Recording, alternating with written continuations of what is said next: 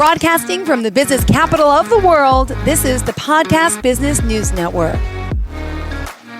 Welcome back to the show. We are here with Marla Roberds again, and exciting to have Kissing Tree Properties joining us. That's the name of her company here, and it was founded back in 2017, really bringing a fresh approach to classic aesthetics, from simple redecorating projects to full-scale renovations and remodels. Kissing Tree Properties are here providing you as little or as much as you need to make your home uniquely yours. Hello, Marla. How are you? I'm fine, thank you. How are you, Jill? I'm doing fantastic. Pleasure to have you back here as an interior designer, as a realtor. I mean, you do it a lot, and we're excited to have you back to talk more about your work. To start off, just tell us how we can contact you. Yes, you can reach me at kissingtreeproperties.com. I am also on under House Pro at Kissing Tree Properties, LLC, and I can be reached by phone or text at 479-790-9923. Perfect. Thanks so much for being here, for joining us. Let's talk about some of the work you're doing, and I know you want to share your screen today, so at any time you could do that. And what did you have in mind for us? Well, I was going to try to wrap up some things that we had done a couple weeks ago, where we were doing some before and afters of some houses that I've worked on. Wow. Some are client homes, some are homes that I kind of snatched up and remodeled and put back out on the market. So I thought it might be fun to look at some things that if you live in a house and you're looking at it and you're going, this was built in the 70s, it still looks like the 70s, or built in the early 2000s and it still feels and looks like that.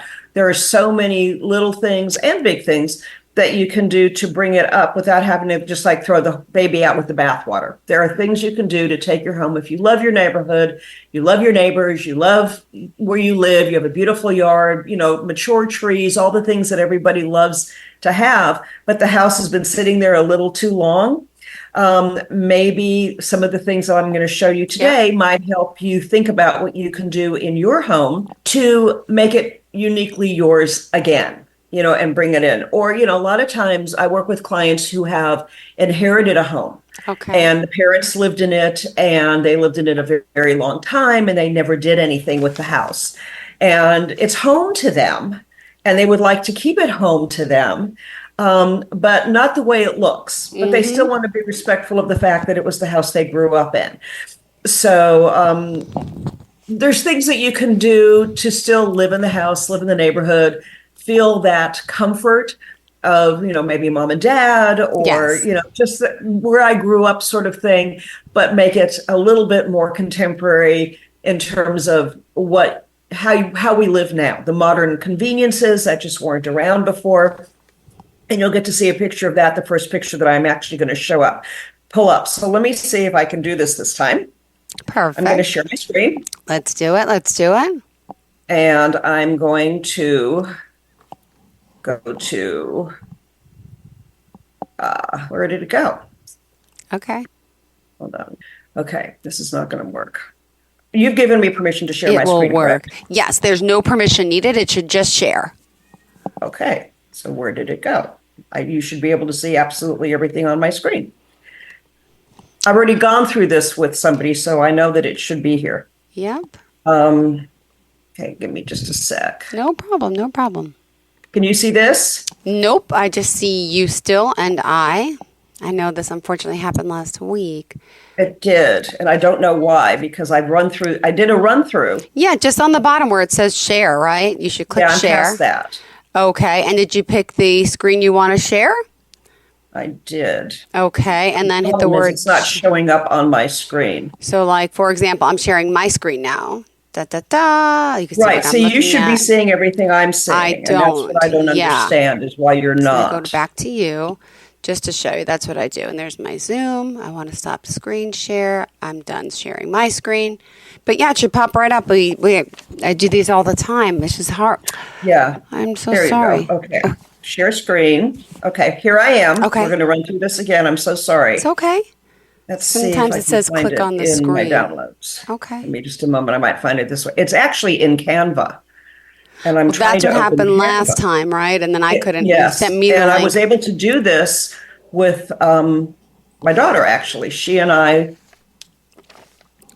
ran through this completely, and I don't want that.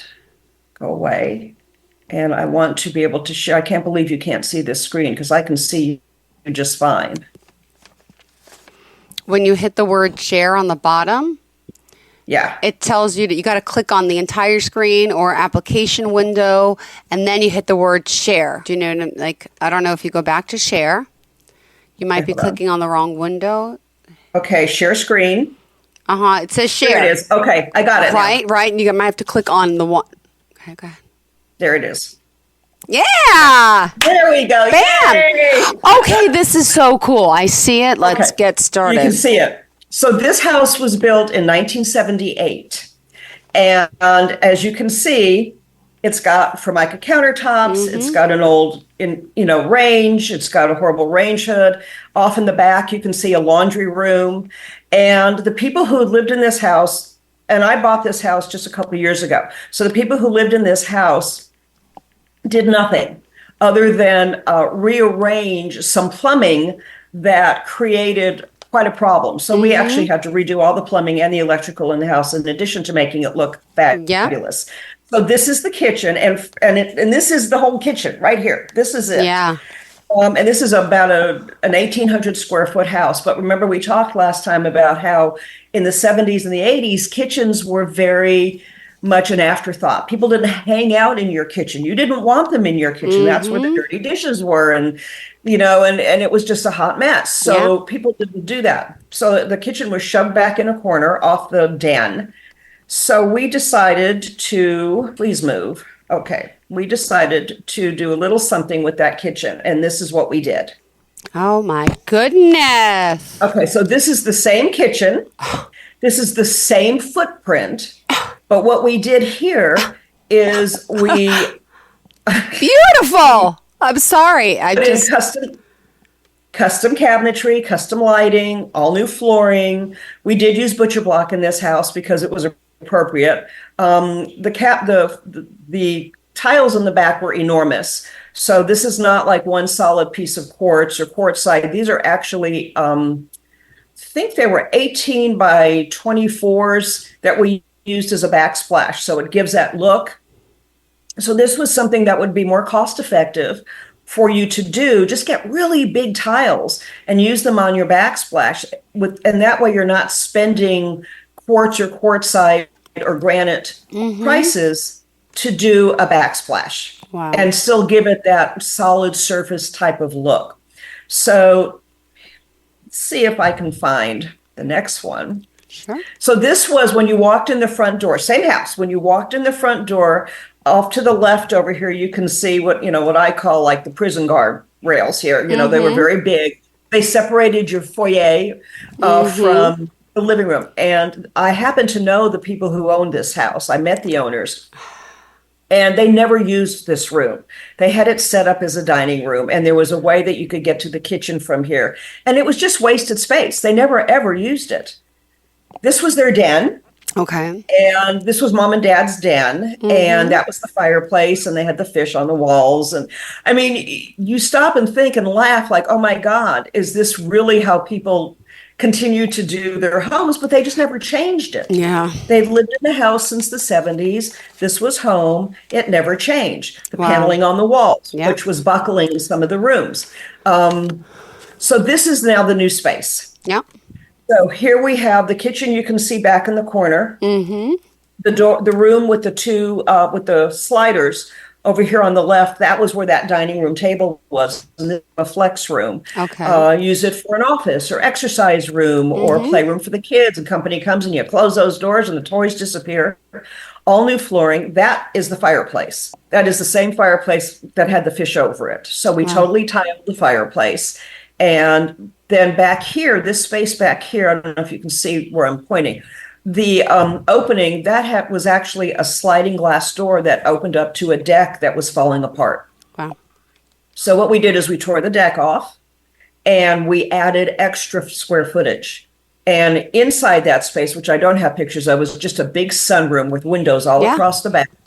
And then we put on the back side of the fireplace, which was outside chimney, we actually built it so that you could put a giant TV screen on it. So if you have parties and you wanted to watch Razorback football wall, which is a big deal up here. You go back there, you've got the food out on the island, and you're ready to go. We also, as you can see, we did a double island, so there was plenty of storage on both sides. Also, that room that was the laundry room, we turned that into a walk-in pantry. You could walk in from the garage, put your groceries down, and you could also obviously walk in from the kitchen. But what was interesting is this house had so much stuff in the garage when I purchased it. Mm-hmm. And, when you're buying a house to remodel for resale, there's always surprises. Sometimes they're good, sometimes they're bad. In this case, the good surprise was when they moved all their junk out of the garage, we discovered a door, and in that door was a storage room, which was just sitting there empty. So what we did is we turned the laundry room into a pantry, and we broke through the wall for that storage room, and we made that the laundry room. Wow. So we gained that square footage. We also gained the square footage on the back. So what started out as, I think it was an 1,800 square foot house, became a 2,200 square foot house, which is great for resale. Wow. So there's that one. And then this is a house I just finished. Now, this house was built in 2004, very solid bones, beautiful neighborhood. This had, I don't have pictures of both, but this was his vanity on the left side of the bathroom. And then on the right side, there was a matching vanity for her.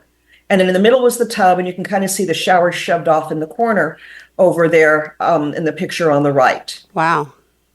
Okay, so that's what it looked like when we started. Okay. I love and these are the this. two pictures. There's me. These are the two pictures of what it looks like now that it's finished. So we removed the shower. Okay. We removed the bathtub. Wow. We put in custom cabinetry for him and for her. She wanted a vanity, a makeup vanity. He wanted the linen closet. So we totally redid the floors, the walls. The vanity is painted that soft, beautiful, I think it's called Silver Strand by Sherwin-Williams. She wanted floating shelves so she could put all of her little knickknacks and plants up on it. The giant glass shower enclosed, so that entire space became the shower. And we did, custom tile on the back wall. It's just beautiful. Very, very soothing. This is another bathroom that we did. This bathtub, if you look at it, you realize you can't get to the cabinets, which were the linen closets, without climbing into the tub. Wow. See how they built that? Yeah. And this giant picture window over the bathtub that would make any female feel secure, right? Uh-huh. Kidding. This client was like, get rid of the window. I have to climb into the bathtub to get to my towels. This is not working for me. So this was the shower, teeny little shower. This is the bathroom now. Okay. Wow. So this is what we did. As you can see, we took out the big window. We took out the linen closets. Just to the right of that door, there was actually a second vanity. So there was a vanity on each wall, one to the left, one to the right, with the bathtub in the middle. So we did a zero entry shower, which is great for aging in place. Beautiful. And huge walk-in, big piece of glass. And I'm going to show you. This is where the shower was. Okay.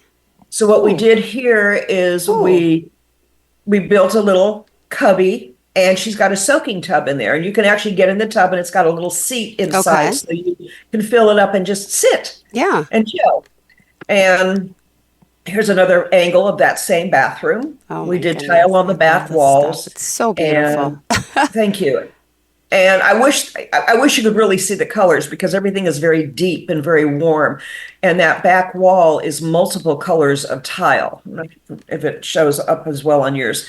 But just a lot of movement and a lot of interest, but still very clean lines. We used 24 by 24 tiles on the floor. We used that in a matte finish. And then we used the same tiles on the wall in a polish finish. And then we found this beautiful porcelanosa tile to put on the back of the vanity, and also in the little cubby area. Beautiful. Wow. This was this was an interesting bathroom. This bathroom was in a house that was, again, built in the 70s. Okay. It was so narrow that you had to walk in like sideways, right? You couldn't just walk straight in, because the vanity was on the right and it stuck out beyond way beyond the doorway. And that was the shower. And then all this stuff was hanging on the wall. I'm not really sure where they were going with this design aesthetic, but it was kind of what you would call a ranch style. Yeah. Home.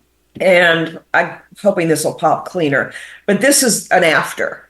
And to be, in all honesty and full disclosure, we did steal from the bathroom on the other side. Okay. There was another bathroom. So we gutted them both and we split the space so that we could make the bathroom functional. But this is the same bathroom that I just showed you. See, it doesn't take a lot. No, it's beautiful. And this was a bathroom. This bathroom actually was in the previous house that I showed you that had the fish on the walls. So this was the master bath. Okay. And in this particular bathroom, the interesting thing was when we tore out the shower, which was one of those little, what we call a coffin shower. You know, you think you're going to walk in and go to the right and there's a shower there. I know. But you walk in and that's it. The only thing holding up the floor was the tile. What? They had such a bad water leak for so many years that we went and did the inspection, which you should always get, by the way. When you buy a home, whether you're going to flip it, live in it, if you're going to do something and put money into a house, you get it inspected because there were things that you will not see. So what we did is we turned the water on through the entire house and we went downstairs to the crawl space, which was more like a walk space. And the water was just pouring into the foundation, which of course we also had to repair the foundation. We've been doing it for who knows how long.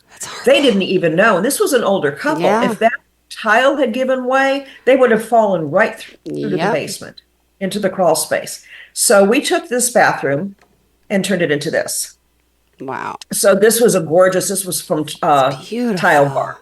And these were gorgeous tiles. Now, and I love those mirrors. I love those LED mirrors. I know you do. These are your favorites. And it has the 3 different lights. And then we also have overhead lighting, and then we have the windows. So there's a lot of different ways to get light. But these tiles, they were so expensive. Really? And I got on Tile Bar and I went on their sale page. And I got these tiles for about $3.50 a square foot. Whoa. Yeah. And these were not cheap tiles. Yeah. And if you're looking for ways to economize and you want something beautiful, go to some of these sites like Tile Bar, Tile Shop, Tile Club, any of those, and look at their sales, look at their clearance, because you're going to find things that maybe they don't have enough of, but there's enough to do a shower. Yeah, a small area. Backsplash, right? So there's ways to get these gorgeous tiles. I mean, I watch some of these shows on TV. I love to watch like Bargain Block. And these guys, sometimes they put the most beautiful tiles in their kitchen and their bathroom. And it's like, I know their budgets. They tell you their budget. There's no way they could have paid retail for those. But if you do your research, you'll find some beautiful things on sale, remnants left over from your countertop people.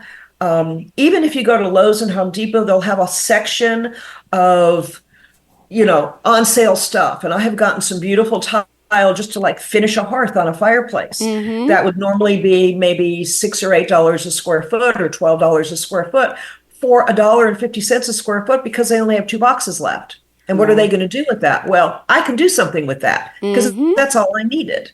So think about in terms of when you want to update your home and you maybe don't have a big budget, there are things that you can do if you just take the time to look and shop a little bit and get online and go to some of the bigger sites online and see if you can find those things that really kind of speak to you. Oop, there you go. One. Okay. Here we go. Is that the last one? So that's the last one. That's our last picture. But as you know, I also build new construction. And sure do. We just dug our foundation, and this particular house happens to be on what's called the overlay. So it's on a hill.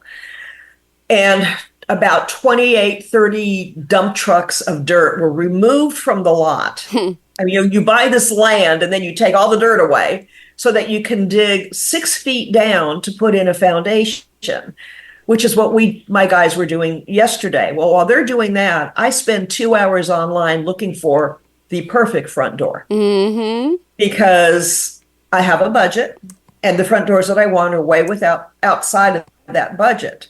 So even as a designer and a builder, I'm constantly looking for those deals. And the best way to make something look fabulous and unique without having to spend a fortune to do it. You can have beautiful design. And, we talked about this last time. You said you have a friend who gets a lot of her stuff from like Amazon and Etsy, and, right? And still make the home look very unique and very much you. So, just don't jump into things and take your time. And if you can't do it, hire somebody who can do it. I'm a bargain shopper. Mm-hmm. From a long line of bargain shoppers. I can find something that maybe is an incredibly high-end piece and put it in your home, or I can find that same high-end piece and maybe find it for a little less. Got it. And it's okay to do that if you want to do something and you don't have a big budget. I work with big budget people. Some of the homes that I showed you in the last few pictures and the time before, they won't even tell me what their budget is. If they like it, they buy it. Yeah. And then there's people that have that budget and they need to stick to that budget, but they want the home to be fabulous. And you can do that. There's so many resources today that you can do that with. And of course, starting with the simplest thing, which I have said over and over again, paint. Just paint. Put the stuff away, clean up the mess, unclutter your home, and then go for something that's timeless and classic rather than, ooh, this is trendy right now and I want this now, because it's fun. And maybe you have a room like that. Yeah. I love to do powder rooms. I think powder rooms are a great place to do something fun and trendy and interesting and different. Or maybe it's your dining room. Yeah. The places that you share with people. But if you want something that has long life, go with your classic looks, your softer tones that you can change out those pillows and put something new in, or change out your artwork, put artwork from this piece used to be in my living room. Now it's in my office, so change it up. You can change it up. Yep. And just Well, curious, for someone like me, I'm not good at hanging pictures and stuff. I see people doing these stick-on things. Are those good or no? Well, I have used those stick-on things. I have actually given them as gifts to people who, want to just put something up. My daughter used them in her guest room. Her son is quite an interesting photographer, and he took pictures of the different seasons and, like the same different spots around their home. They live on an acre in Plano, Texas, and they live on a creek. So there's always beautiful flowers and interesting greenery and little animals and things. So he was taking a lot of photos. And what she did is she went to one of those companies and she had the photos made, and then they put them in a frame, and then they sticky. And you just stick them on, and she stuck them on the wall, and you would never know because she picked the right pictures, the right frames. She did winter, spring, summer, and fall. And she did 4 of each on this big wall, and we spaced them like 2 inches apart, like you're supposed to, 2 to 3 inches. And it looked great. And then if she gets tired of it, she takes it off the wall. Yep. If you live in an apartment or you're a dorm kid and you want to do something fun, those things are great. If you have kids who are constantly bringing you artwork, you can buy those art frames, and they open up and you put it in and you stick it on the wall. And when that piece of art goes and they bring you a new piece of art, you open it up, you put that one in, you close it up, you stick it on the wall, and that way you don't have stuff all over your refrigerator, which you probably will anyways if you have kids and grandkids like I do. But you have a way of keeping it contained and making it look nice and easily changeable, and you don't mar the walls. So if you are one of those people who wants to constantly change stuff, or if you live in an apartment, and they don't want you to paint, they won't let you do all the things that you would love to do, that's a great way to do art without having to put holes in the walls. So, if you do it right and they stay on the walls, absolutely. Oh my goodness. I love like that. I said, I've worked with clients with $1,000 budget, and I work with clients with a $2.5 million budget. Beautiful. And the thing is that you can find a way to make things work in any budget. Perfect. You Well, really thank can. you so much. We are unfortunately out of time, and if you don't mind stopping sharing that screen, I'd appreciate it. It's better to end that way. But Yes. in the meantime, Marla, tell us how we can contact you, please. Okay, well, it's Marla Roberds, and I'm at kissingtreeproperties.com. Perfect. Or you can reach me at house.com under the pro section and put in a request for me to contact you. Tell me a little bit about what you want done. And 479-790-9923. Perfect. Thank you so much. Hope you have a fantastic day, and looking forward to next week. Great job sharing. I love seeing. Thank you. Seeing is like, wow. Bye. Talk soon. Bye. Okay. Broadcasting from the business capital of the world, this is the Podcast Business News Network. Adopt US Kids presents What to Expect When You're Expecting. A teenager. Learning the lingo. Today I'm going to help parents translate teen slang. Now, when a teen says something is on fleek, it's exactly like saying, that's rad. It simply means that something is awesome or cool. Another one is totes. It's exactly like saying, totally, just shorter. As in, I totes love going to the mall with Becca. Another word you might hear is jelly. Jelly is a shorter, better way to say jealous. As in, Chloe, I am like so jelly of your unicorn phone case. You don't have to speak teen to be a perfect parent. Thousands of teens in foster care will think you're, rad just the same. To learn more, visit adoptuskids.org. A public service announcement brought to you by the U.S. Department of Health and Human Services, Adopt U.S. Kids, and the Ad Council.